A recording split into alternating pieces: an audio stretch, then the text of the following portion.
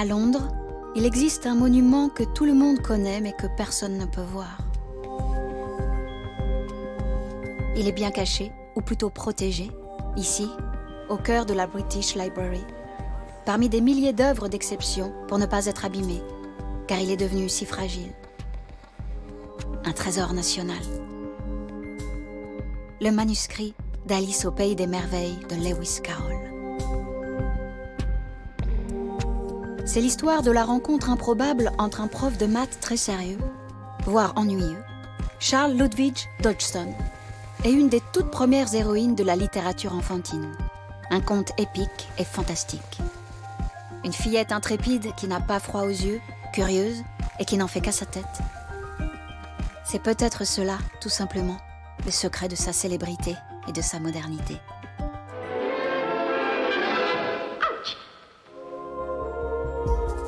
Depuis 150 ans, Alice inspire les créateurs, éditeurs, auteurs et dessinateurs, les metteurs en scène de théâtre, les cinéastes.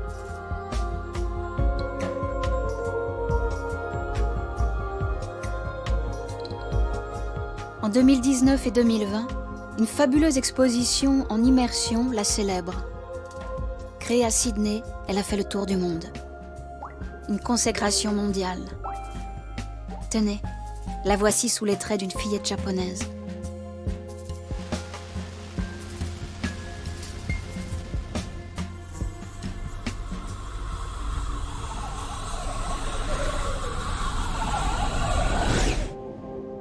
La première page du manuscrit ne s'est pas écrite à Londres, non, mais plus loin. Suivons la Tamise vers l'ouest, à Oxford. L'une des plus prestigieuses universités du monde, à l'architecture flamboyante comme dans un conte de fées.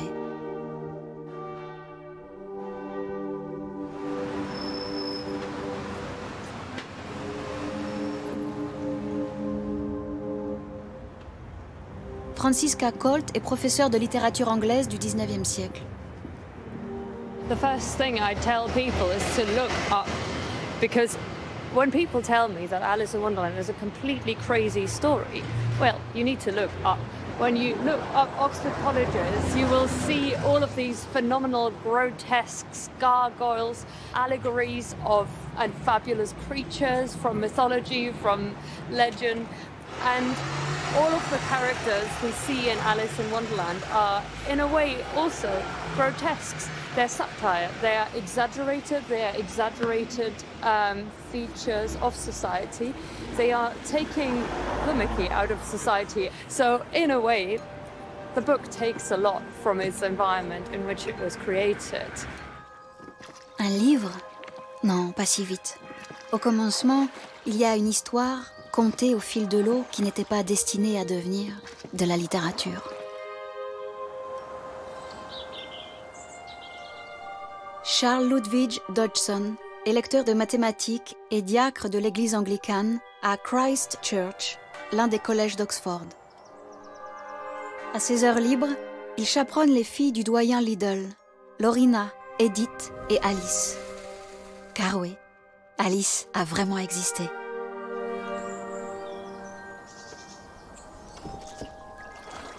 Tout commence par une promenade en barque. Mark Davis, un historien local, en sait quelque chose. La grande distraction ici, en cette fin du 19e siècle, c'est d'embarquer pour quelques heures de croisière. Christchurch is that it is the closest college to the river. Lewis Carroll liked to go out on the river in rowing boats, and the girls also, Alice and her two sisters, and sometimes they went out for the whole day, so you can imagine that the girls who were between the ages of 4 and 14, they would get bored. Inevitably, they would get bored, even on the most interesting of days. And so there was almost an obligation on Carroll to invent these stories just to keep them amused, really. On the 4th of July 1862. This was to a place called Godstow, a little bit north of Oxford, and it's that moment when they had the picnic when Lewis Carroll invented first the story of Alice going down the rabbit hole. Dodgson, alias Carroll, observe autour de lui la campagne, tous ces animaux le long des berges, toise son auditoire et se lance. Alice commençait à se sentir très lasse d'être assise sur le talus à côté de sa sœur sans rien avoir à faire. Aussi se demandait-elle si le plaisir de confectionner une guirlande de pâquerettes vaudrait la peine de se lever pour aller en cueillir, quand tout à coup, un lapin blanc aux yeux roses passa auprès d'elle en courant.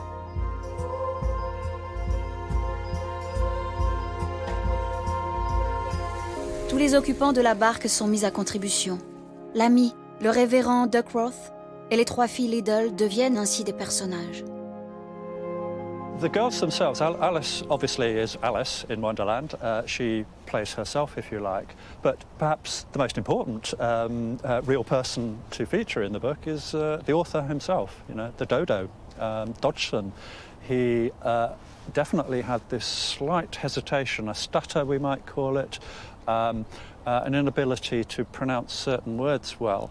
And so he, for all we know, perhaps he pronounced his own name, Dodgson, like that. So, you know, Lewis Carroll is not above making a little joke, even at his own expense. Lewis Carroll emmenait aussi les enfants au musée d'histoire naturelle d'Oxford, où les innombrables variétés, squelettes ou animaux empaillés, les effrayaient sans doute tout autant qu'ils les amusaient. Surtout le fameux dodo. This is the most famous specimen in the museum. This is the dodo. It's this enormous bird.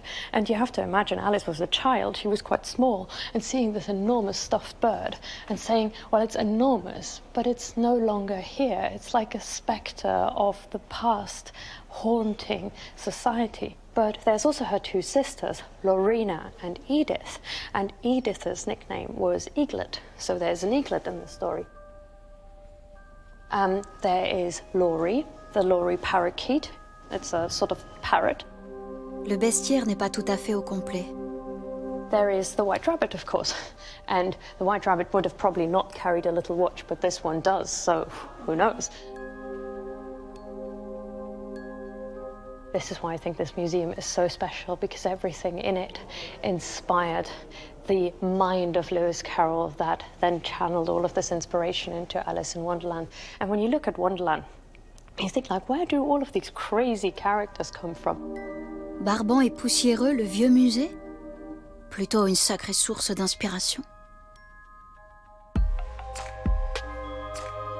Non contente d'inspirer à Lewis Carroll son héroïne, Alice Liddell, donc la vraie Alice, va commanditer l'œuvre. « Oh, s'il vous plaît, Mr. Dodgson, écrivez-la moi votre si belle histoire », supplie-t-elle à la fin de la ballade. He had no idea of making a book out of these stories. It was purely something that he did on the spur of the moment to keep the girls amused. And it was only because Alice, the real Alice, asked him to write the story down that day. And he agreed. And true to his word, he produced this single manuscript, this very important, unique manuscript, handwritten and illustrated by Lewis Carroll himself. Lewis Carroll est un homme de parole. Il s'attelle dès le soir même à noircir les pages.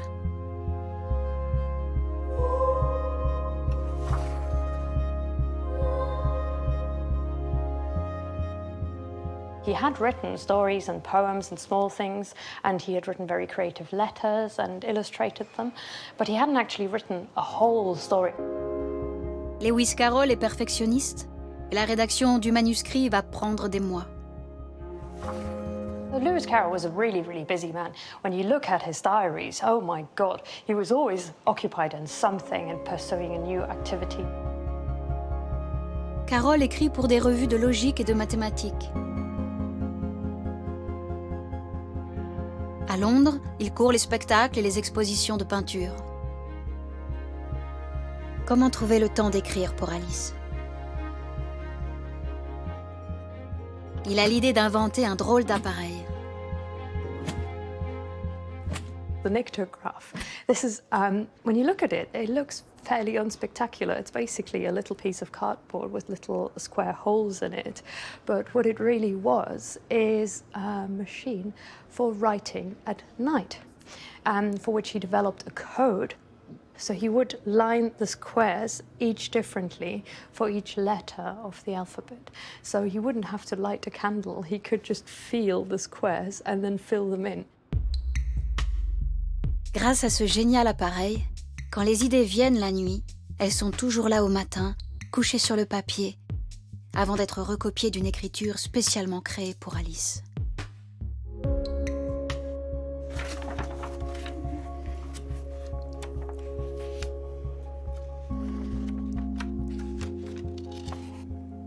Edward Wakeling, ancien président de la Lewis Carroll Society et collectionneur quasi fétichiste autour d'Alice et Lewis, en détient la preuve. Lewis Carroll had two types of handwriting that he used. The manuscript is in a special type that he developed for younger people, so the non-joined-up letters. I have a letter which he wrote, which, if I can find it, here we are, which shows the two. So his normal handwriting begins the letter, and then he uses a little puzzle that he invented, which is in the childlike hand, and then he finishes off by signing in his normal hand. And the manuscript is written in this style here, not his normal handwriting. L'auteur, destinant son histoire à la seule Alice Liddell, a même prévu des illustrations afin de rendre l'histoire moins barbante. Il laisse des cases en blanc pour de futurs dessins. Sometimes you will see that he goes slightly over the edge onto some of the writing because he hasn't quite measured it accurately.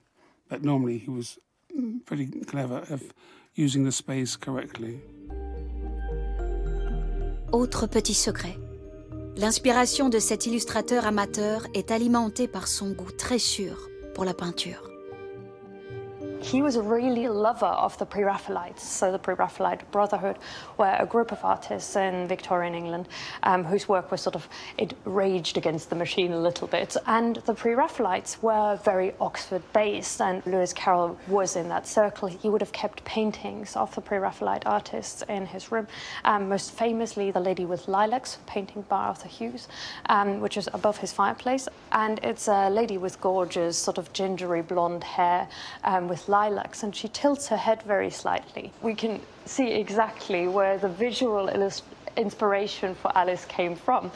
Namely, probably Lewis Carroll sitting in his study going, oh, I'm going to have to illustrate this. What am I going to make Alice look like? Because he didn't want to put the real Alice in the story. That would have been too personal. He was probably just looking around his room and it's like this. La vraie Alice est brune avec des cheveux courts. L'héroïne du Pays des Merveilles a les yeux bleus et de longs cheveux blonds et bouclés. La vraie Alice d'ailleurs s'impatientait de voir à quoi elle ressemblerait dans ce conte tant attendu. And Alice occasionally would ask him, what about my story? And he would have to say, yes, I'm doing it. It will come soon. Innocence, impatience des enfants. À l'automne 1864, le manuscrit est enfin bouclé, chapitré, illustré. He wrote the entire manuscript. It's unbroken. His handwriting is extremely accurate, so it took him a very, very long time to produce this entire manuscript, and there isn't a single mistake in it. C'est le grand jour. Comme Lewis Carroll ne fait rien comme les autres, c'est en novembre 1864, en avance sur Noël, qu'il offre le manuscrit à la jeune Alice. Un cadeau de Noël à une chère enfant en souvenir d'une journée d'été.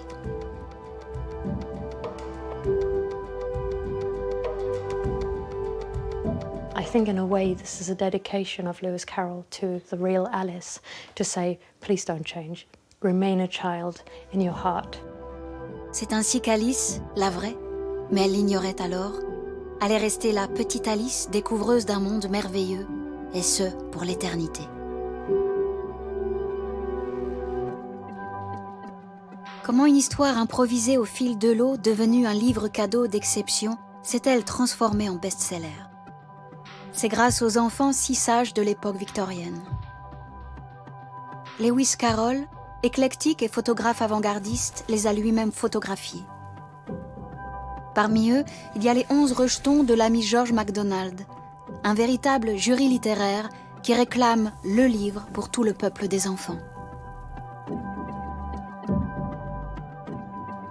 Dodgson doit s'y résoudre.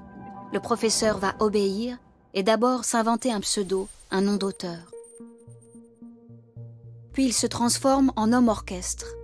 Il fait tous les choix, toutes les démarches et prend tout à sa charge. In order to get the book published, Lewis Carroll had to pay the rest. So he would have to buy the paper, he would have to pay the illustrator, he would have to pay for the binding. Modeste, Lewis Carroll reconnaît que ses dessins sont un peu amateurs.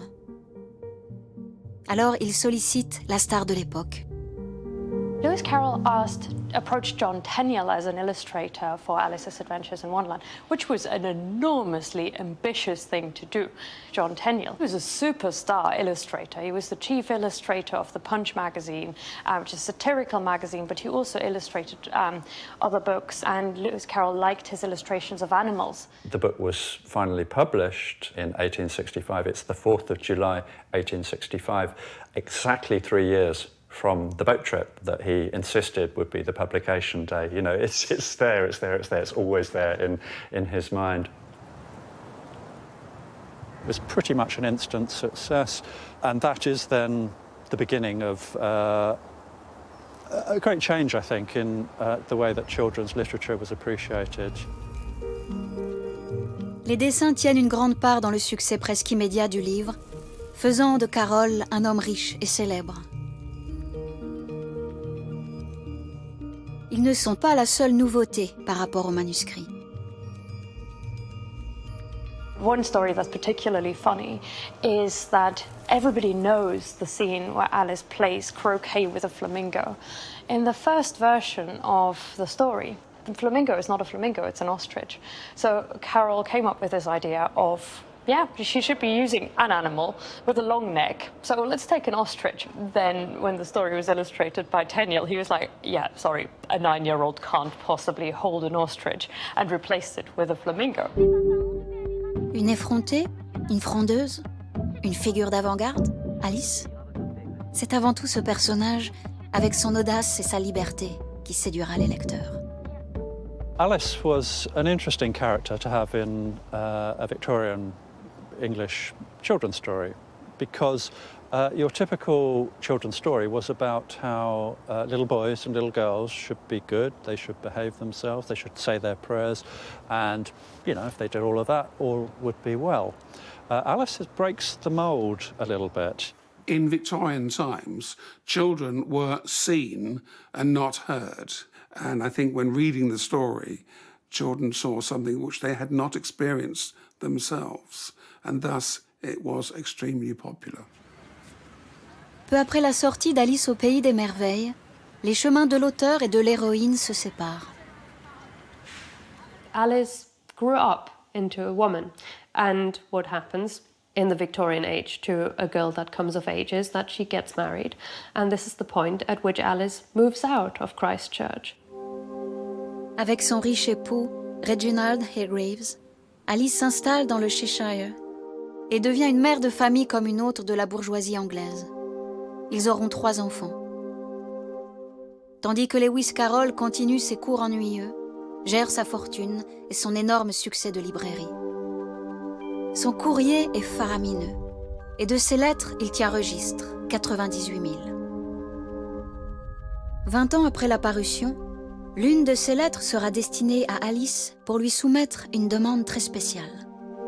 He thought that it would be a good idea to then publish a facsimile of that original manuscript. She agreed, but he stressed how important it was that he would kind of never let it out of his sight.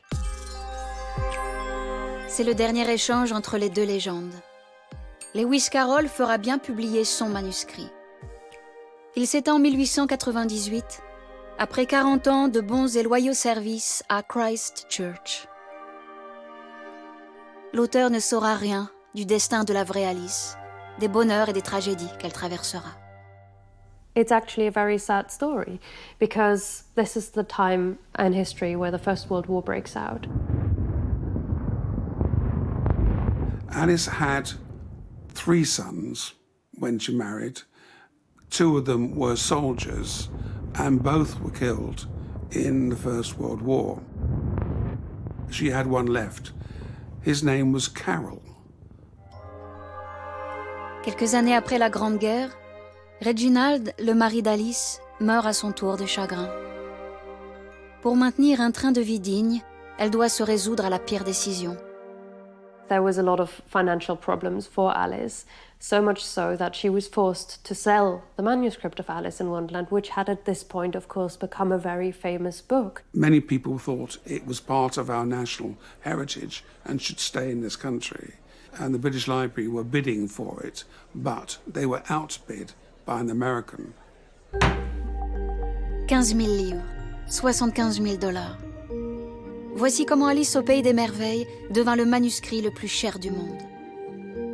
À 78 ans, Alice Liddell, celle qui inspira l'héroïne, sortira comme par magie des pages déjà un peu jaunies du manuscrit. C'était à l'occasion du centenaire de la naissance de son génial inventeur, Lewis Carroll, en 1932. Elle devient alors une célébrité hollywoodienne. So much so that she was invited to the US to receive an honorary doctorate, just for the virtue of being Alice. And she says, "I'm tired of being Alice." Alice ne saura rien non plus des polémiques autour de son auteur. Toute célébrité ayant ses détracteurs. Lewis Carroll, auteur aussi de centaines de portraits photographiques, se voit dès les années 30 suspecté d'une attirance coupable envers les enfants, précisément les petites filles. Lots of people have said, maybe because he photographed children, he might have had a very strange relationship to children. And another fact that's often pointed out by people who write about these photographs is that there are very often girls in the photographs, more often than boys. But there's an interesting historical factor in this, namely that the girls would have been at home when the parents said, "Can you come over and photograph our children?" Because boys went to school, girls did not. Victorian times, you had taken a child on a river trip. That was perfectly acceptable. Society's norms have totally changed. That Dodson's motives were innocent, and certainly there was nothing untoward in what he was doing. Les érudits des études caroliennes font donc bloc pour défendre l'illustre écrivain. Impossible d'écorner l'image d'un homme qu'ils perçoivent comme un grand enfant plus à l'aise avec les enfants, mais surtout attentionné et respectueux à leur égard. Comme le conte si bien cette anecdote à propos du manuscrit, où l'écrivain fait tout son possible pour sublimer son héroïne. The last page of the manuscript is perhaps one of the more interesting ones, because the final page, when the story ends and it reads "The End," there is a photograph of Alice, the real Alice, inserted to the last page. But that's not where the story ends, because, you know, Alice is always about going below and underneath and discovering more, right? So you take the photograph and you lift it up, and underneath is an illustration of Alice. Before Carroll inserted the photograph of Alice, he actually tried to draw it, but he wasn't happy with it. So he put a photograph on top of it. Tout se termine comme dans un conte de fées. Tandis qu'Hollywood s'est emparé de cette histoire à succès, en 1948, la bonne nouvelle vient justement d'Amérique. The Americans stated that was because of our part in the Second World War and the sacrifices that we had had to make, they felt it important that we should have it back. The manuscript returned after a group of people spent a lot of money buying the manuscript back from the person who owned the manuscript. When the list of buyers was revealed, one of the signatures on that list stands out, and that's the signature of Walt Disney, who was one of the people who chipped in the money to bring it back.